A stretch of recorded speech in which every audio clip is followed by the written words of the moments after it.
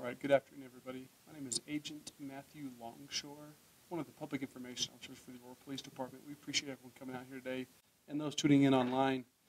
Today we're gathered to talk about what's called Operation Restore, which was a joint operation with the Aurora Police Department and a lot of our federal and local partners. Here with me today is the Aurora Police Chief Vanessa Wilson, W-I-L-S-O-N. We have Aurora Police Division Chief over the Metro Division, Terry Brown. We have the U.S. Marshal, David A. Weaver, DEA Assistant Special Agent in Charge, David Oleski, and the District Attorney from the 18th Judicial District, John Kellner. I'll turn it over to Chief Vanessa Wilson. I appreciate everyone coming down today and covering this story. It is a successful story for the City of Aurora. I want to just show that what can be done once we have great partners and collaboration between federal, state, and local agencies. And I think it's something this community can feel good about. Operation Restore has targeted the most violent criminals that either live in or have committed crimes within the City of Aurora, and these are fugitives that have been outstanding for us to, we needed resources to be able to put towards this to bring them to justice. These criminals were victimizing our children, they were taking lives, and they were taking livelihoods. So I want to turn it over to my Division Chief, Terry Brown of the Metro Division. I tasked him with working with the U.S. Marshal's Office and in cooperation with making sure that this was a successful operation, and he did a fantastic job. I also want to thank the members of the Aurora Police Department, as well as the agents from the federal groups that assisted us in this. So, Terry?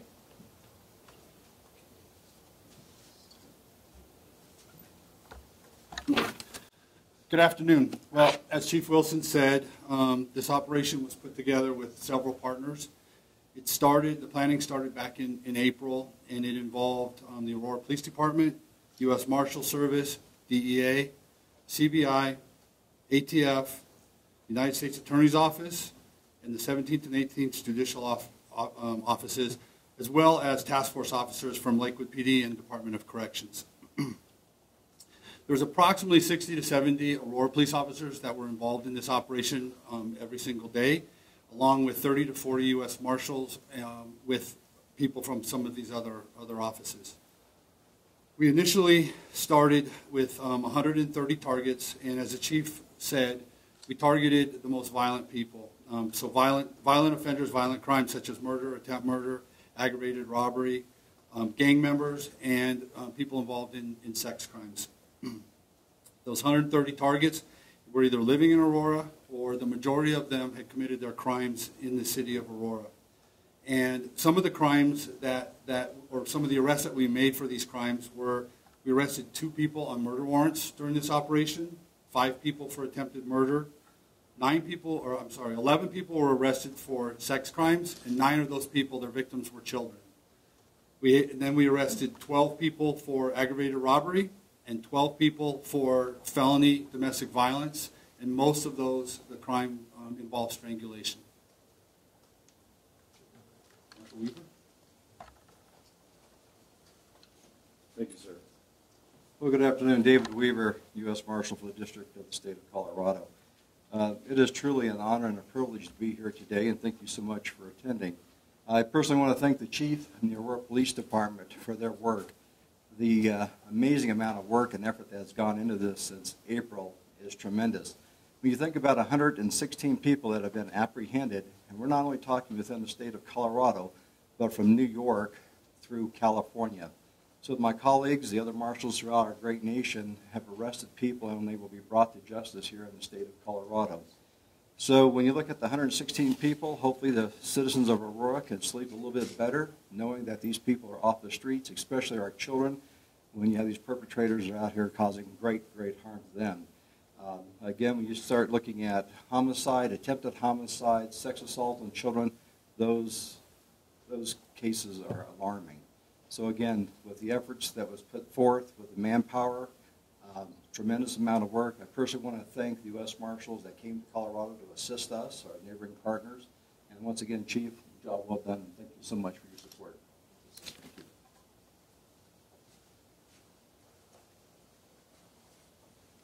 Good afternoon. David Oleski, an Assistant Special Agent in charge with the Drug Enforcement Administration here in our Denver Division office.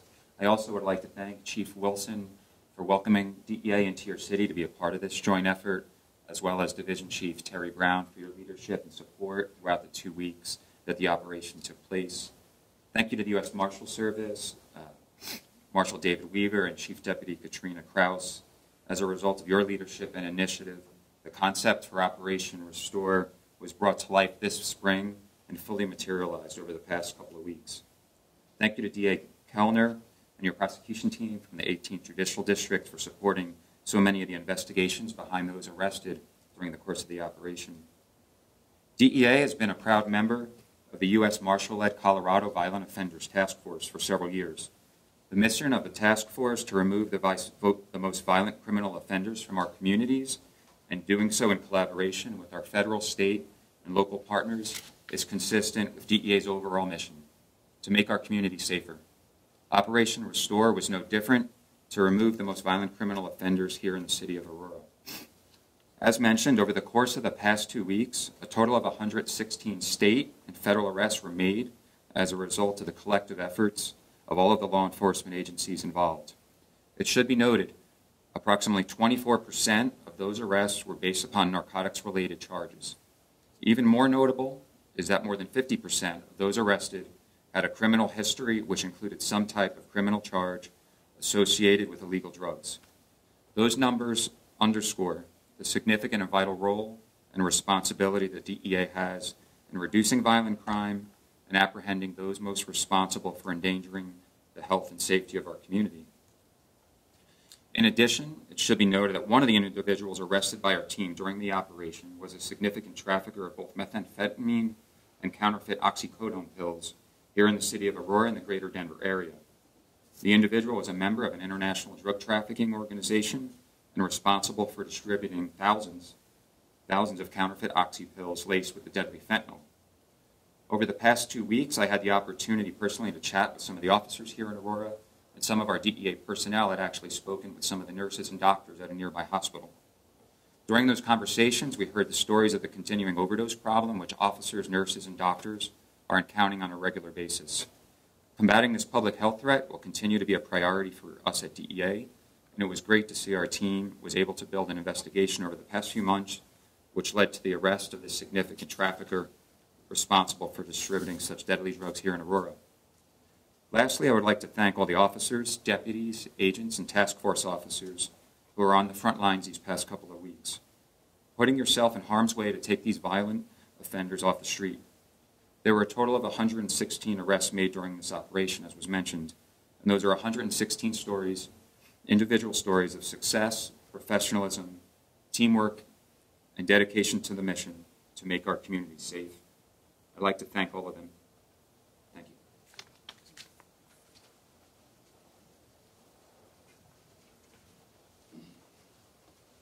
Good afternoon, folks. My name is John Kellner. I'm the District Attorney for the 18th Judicial District that covers Arapahoe, Douglas, Elbert, and Lincoln counties. And specific to this event, of course, the city of Aurora, at least most of it. And first thing I want to say is that it's very important to keep in mind that all those defendants, arrestees, they are presumed innocent. And really what we're talking about in this situation is the beginning of a process. Now, you're hard-pressed these days to open up your newspaper or go to wherever it is you get your news online and not see another shooting, another violent incident in the city of Aurora or in the Denver metro area. It's a daily occurrence, and wherever I go, I hear from the people in this community asking, what is law enforcement doing about it? Because it's not just about responding to crime. What Operation Restore is about is being proactive. It is saying that there are people out there that we have identified that are to be brought to justice, and we're going to take every single step in our power to do that. Now, specifically from my office, our organized crime unit spent countless hours working over 50 warrants to try and use electronic means to help locate these people, to make the jobs easier for the agents and officers on the ground who are effecting these arrests. I'm really proud of our participation in this event, very proud of our collaboration with these great partners, and the professionalism that they showed in executing over 116 arrests under very challenging circumstances. They got that job done, and now it's our job in the DA's office to seek justice in the courtroom. Thank you. If anyone has any questions, we can maybe direct it to the appropriate agency. I don't know if this is for Chief Wilson, but I'm just wondering why this was initiated in April, or why now, why this was pursued at this certain time? Sure. Well, I think we've seen across the nation startling headlines of the increase in violence, and we knew something needed to be done. And thanks to the U.S. Marshals, they were able to help us, get this accomplished, and helped us with resources, helped us with funding to be able to take these violent people that were just living their day-to-day life, even though they had warrants for their arrest for very, very serious crimes. And so it took a long time to plan it, and we wanted to make sure that we executed it appropriately and safely. And I can say that out of 116 arrests, it was done safely and no one was injured. Is there any singular thread through all that? You said there were 130 initially identified, or I guess how was the triage process assembled to identify these folks? Terry, can you address that for me? As I said, we looked at the warrants, and what we targeted was the most violent offenders. So violent offenders, known gang members, and people involved in sex crimes. And is there any status on where the other 14 people are from that 130, or are they still being pursued, or? Some of them are, yes.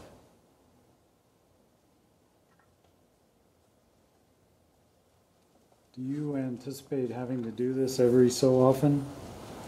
Can you afford to do it every so often?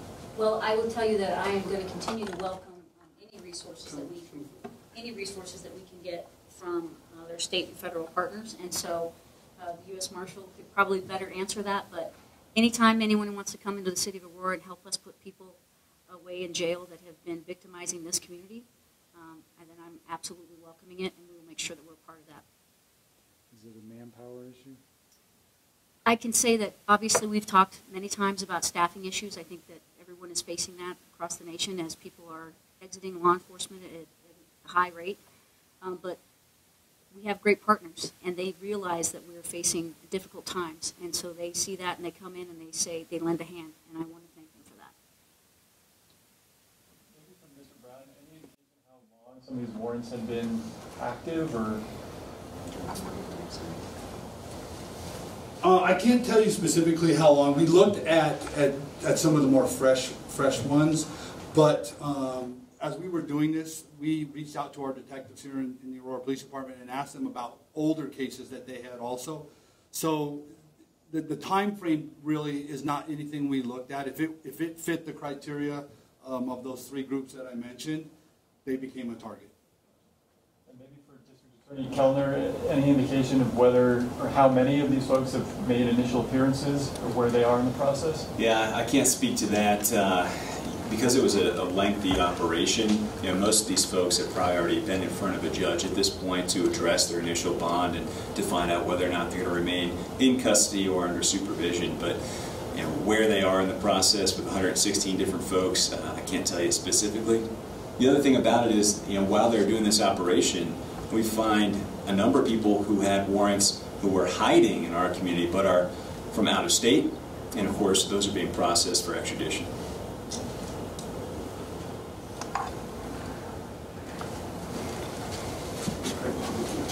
We appreciate everyone coming out. We're going to put just a quick news release after this, kind of highlighting some of the incidents and some of the arrests we made today. If you guys have any questions, you can just reach out and let us know. Thanks. Stay here somewhere.